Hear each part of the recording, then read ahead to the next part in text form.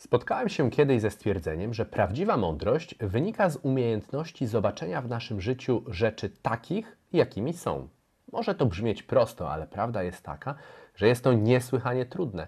Na co dzień bowiem raczej wierzymy w to, co chcemy wierzyć, w to, co jest dla nas wygodne lub w jakiś sposób bezpieczne. Tylko co w tym złego? Jeżeli jakieś przekonanie, wierzenie pomaga nam przetrwać, w miarę spokojnie funkcjonować, to dlaczego z nim walczyć? Niestety, często oszukując samych siebie, wpadamy w różne pułapki i więcej tracimy niż zyskujemy.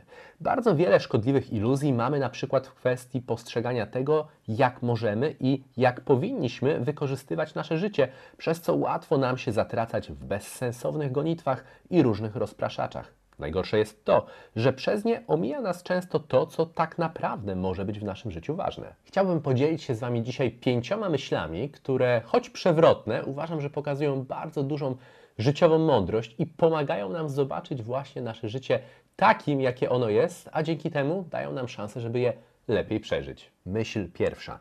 Tak naprawdę wszyscy wiemy, co jest w naszym życiu ważne, ale tę wiedzę skutecznie zagłuszamy. Bardzo trafiło do mnie ostatnio mocne zdanie. Przestań próbować robić wszystko i zajmij się tym, co ważne. Pochodzi ono z książki 4000 tygodni brytyjskiego dziennikarza, pisarza i myśliciela Olivera Burkemana. 4000 tygodni to mniej więcej długość ludzkiego życia i autor w swojej książce analizuje różne pułapki, iluzje dotyczące naszych prób jak najlepszego wykorzystania tego czasu. Między innymi ciągłe przyspieszanie, wiarę w perfekcyjną efektywność, naszą coraz mniejszą cierpliwość i problemy ze skupieniem, szczególnie na tym, co jest dla nas najistotniejsze. Przyznam, że dawno nie czytałem książki, która byłaby tak bliska moim osobistym przemyśleniom, takiej mojej trochę filozofii życia, co nie oznacza, że w kilku miejscach nie uświadomiłem sobie pewnych nowych rzeczy, więc była to bardzo fajna, cenna lektura. Co więcej, miałem okazję porozmawiać z autorem i po pierwsze miałem poczucie rozmowy z osobą, z którą naprawdę nadaję na podobnych falach, z takim starszym o parę ładnych lat kolegą, ale też ogromnego szacunku do autora, do jego przemyśleń. I część tej rozmowy też umieściłem w dzisiejszym materiale, więc autor niejako sam odpowiada tutaj na różne moje pytania, przedstawia te swoje najważniejsze myśli z książki. A książkę bardzo mocno polecam, szczególnie wszystkim tym, którzy mają poczucie, że im bardziej gonią, im bardziej chcą optymalnie wykorzystać swoje życie, tym bardziej ono im ucieka przez palce. Link do niej znajdziecie w opisie tego materiału. A teraz zobaczmy, co autor ma do powiedzenia, chociażby w odpowiedzi na pierwsze fundamentalne pytania. Więc co w życiu jest naprawdę ważne, skoro mamy się na tym skupić? It's funny, I really wanted to avoid writing the kind of book that would have a list, you know? It'd be like, these are the 6 things you should spend your time on, because I don't know who's reading it and everybody's different. And even if I was right in some sense, you know, oh, you should spend lots of time in nature. Oh, you should spend lots of time meditating. Like, it's no good to have somebody tell you that, even if it's true. What I see myself as doing in the book is helping to clear away some illusions about how much we can do and about how much control we have. And then my hope and my belief is that underneath that illusion, if I can help clear that away, people already know, you know, they already know what makes them feel alive, what makes them feel like they're doing something meaningful with their time. It's not like a mystery. It's more like we get out of touch with it. To co jest tym zagłuszaczem, który nie pozwala nam przypomnieć sobie, co jest rzeczywiście dla nas najważniejsze? Myśl druga. Nie mamy czasu, żeby zrobić wszystko to, co chcemy. To może banał powiedzieć, że mamy ograniczony czas tutaj na świecie i nie zdążymy zrobić wszystkiego, co sobie zaplanowaliśmy, nie przeczytamy wszystkich książek, które byśmy chcieli, nie odwiedzimy wszystkich miejsc, o jakich marzymy. A mimo tego często wpadamy w pułapkę takiej trochę wiary, że jak odpowiednio przyspieszymy, jak zoptymalizujemy swoje życie, to może nam się uda. Ale nasza ślepa wiara w perfekcyjną produktywność to nie tylko sposób na to, żeby jak najlepiej wykorzystać czas, to, jak zauważa autor, też pewnego rodzaju zagłuszacz sam w sobie. Basically, I think that a lot of the time that we make ourselves miserable with respect to time, a lot of the sort of errors that we fall into, there are a lot of reasons for them, and they have lots of social and economic, political reasons. But a big part of it is that we are trying to, what we're doing ultimately is a form of emotional avoidance, right? We're trying to not feel what it feels like to be finite, to be so limited in our time, in our control over our time. So a lot of the time when we may tell ourselves we are making ourselves more efficient, or becoming more self-disciplined, or setting ambitious goals, or 100 different things, a lot of the time what we're trying to do, I argue, is avoid the feeling of the feeling of reality, which is the feeling that we are very, very limited in our time. But it's also incredibly empowering, right? Because then you are seeing things as they are, and you're going to make decisions in a way that sort of respects reality, and you're going to be stopping trying to cram more and more things into your time with this fantastical goal that one day you might be able to cram everything in. And when you sort of let go of that a bit, that's when you can dedicate yourself to a few things that matter, because you're no longer chasing this mirage of being sort of superhuman with respect to time. Zobaczmy, jakie to błędne koło. Im bardziej nie chcemy przyjąć do siebie, uświadomić sobie prawdy, że mimo naszej gonitwy nie zdążymy ze wszystkim, tym większe napięcie czujemy i tym bardziej przed tym napięciem w tą gonitwę uciekamy. Myśl trzecia. Najtrudniej skupić się na tym, co dla nas najważniejsze.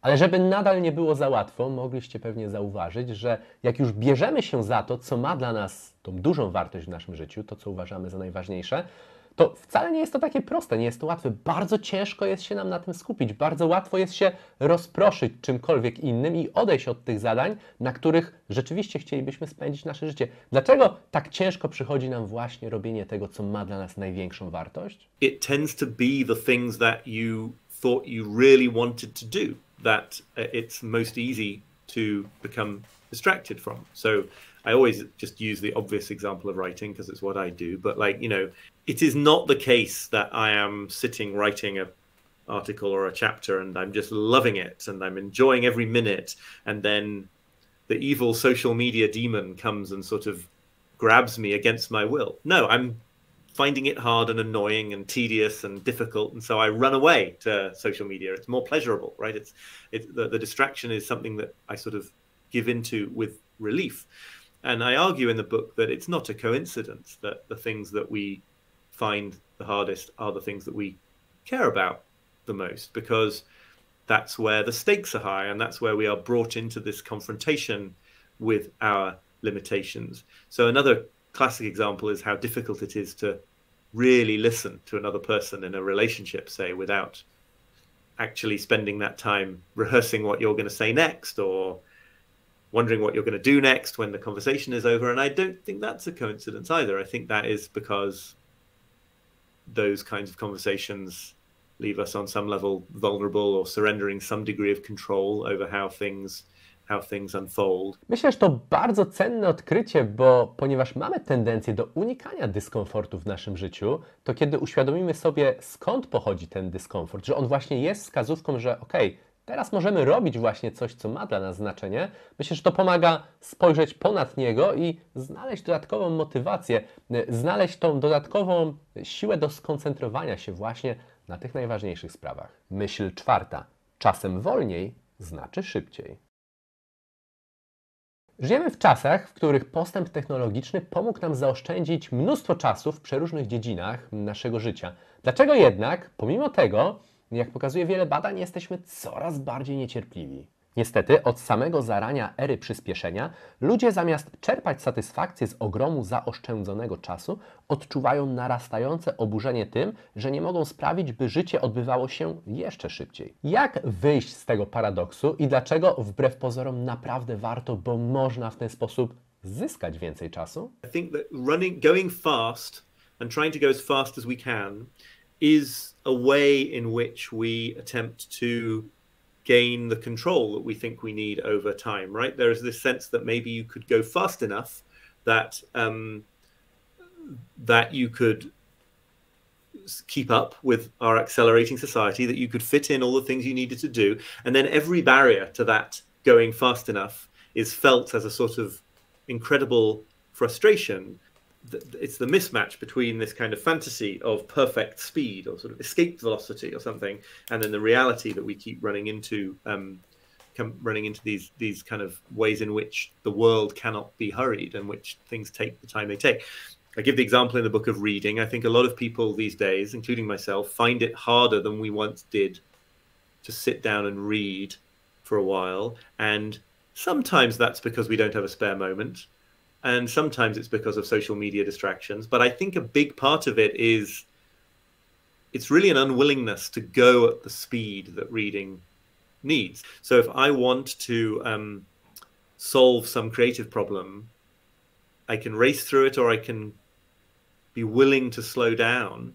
And when I can be willing to slow down, I usually come up with a better solution, and often more quickly. Literally just when, this is amazing to me, and it works almost every time, when something breaks in your house, right? There's some problem with the pipes under the sink, or you can't figure out why some appliance has stopped working. Time and again, if I can bring myself to just stare at the situation for 5 or 10 minutes, to just follow how things connect and just look at it and resist that urge to sort of go in and try and fiddle around and try and fix something as quickly as I can. It's extraordinary to me how frequently the solution makes itself known, but only if you're willing to like be in that state of mystery for a few minutes. If you do what I naturally want to do, then you just sort of race in and start pulling things and pressing things and desperately hoping to fix it, and that never works. Pamiętam, że w rozmowie z autorem od razu stwierdziłem, że ten przykład naprawy prostych mechanizmów genialnie się też sprawdza w kwestii relacji, z czym się obaj zgodziliśmy, że jak często różne problemy w relacjach chcemy rozwiązać od razu, mamy ten impuls, że teraz już, nie wiem, w rozmowie, często w kłótni, w czymś sytuacji bardzo emocjonalnej, już chcemy rozwiązać problemy, kiedy w zasadzie nie wiemy jeszcze, co będzie najlepszym rozwiązaniem, i jak często właśnie to takie spojrzenie z perspektywy większej, to takie pozwolenie sobie na pewną niepewność, na tą chwilę zastanowienia, ile by nam czasu generalnie, też emocji i naszych relacji, jakości tej relacji zaoszczędziło. Myśl piąta. Odpoczynek powinien być celem samym w sobie. Na koniec bardzo ciekawe przemyślenie autora odnośnie odpoczynku, jak trochę w modelu życia, jaki zbudowaliśmy, utraciliśmy podstawową funkcję tego, czemu służyć ma odpoczynek, czemu służyć mają nasze hobby i sposoby na relaks. How difficult it has become to rest, even when you can, when other people are going to let you take that moment to rest. You don't want to. It's like, no, I got to do more. I've got to keep going.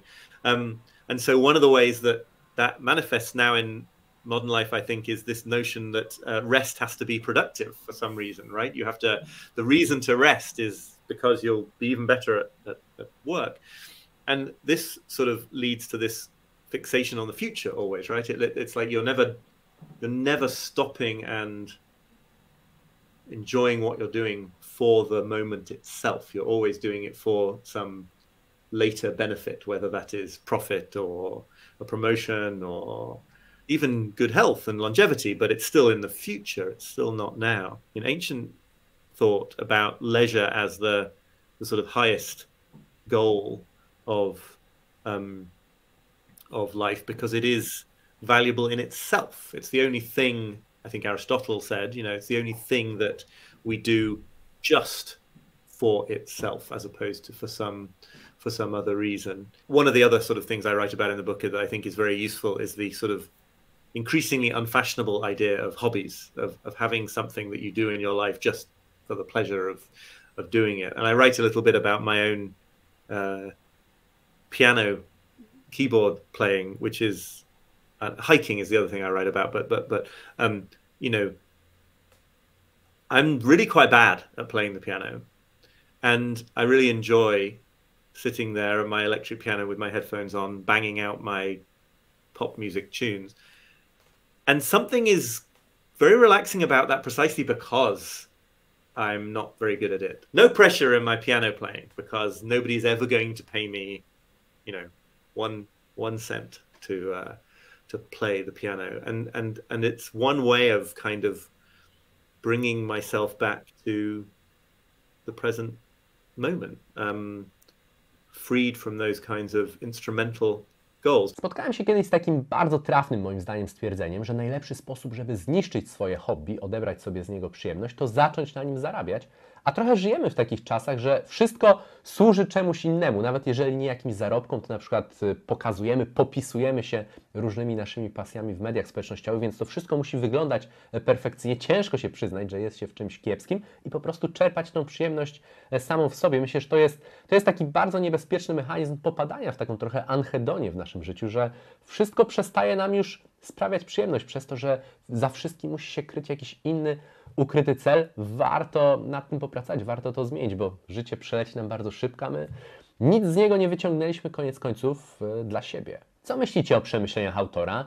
Która z tych myśli jest Wam najbliższa? Która może była dla Was największym odkryciem? Lub czy z którąś się nie zgadzacie? Dajcie koniecznie znać w komentarzach. Ja jeszcze raz zachęcam Was do zapoznania się z książką 4000 tygodni. Myślę, że naprawdę warto.